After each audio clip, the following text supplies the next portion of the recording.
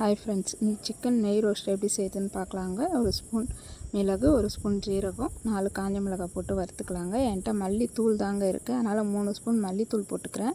உங்கள்கிட்ட மல்லி இருந்தாலும் 3 ஸ்பூன் போட்டுக்கோங்க. வறுத்ததை ஒரு உரலில் கொட்டி இடிச்சிடலாங்க.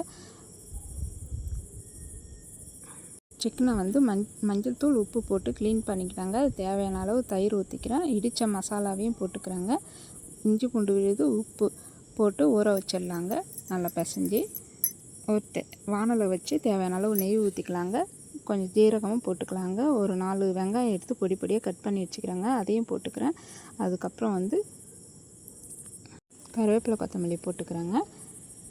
நம்ம மசாலா கலந்து வச்சோம்ல சிக்கன், அதையும் போட்டுக்கிறேங்க. போட்டு கொஞ்சம் தண்ணி ஊற்றி கொஞ்சம் வேக விட்டு எடுத்துடுறாங்க. வெந்த உடனே கொஞ்சம் வெல்லம் போட்டு மல்லித்தூள் போட்டு இறக்கிடலாங்க. அவ்வளோதாங்க, சுவையான சிக்கன் நெய் ரோஸ்ட் ரெடிங்க. உங்களுக்கு சேனல் பிடிச்சிருந்தா சப்ஸ்கிரைப் பண்ணுங்கள், லைக் பண்ணுங்கள், ஷேர்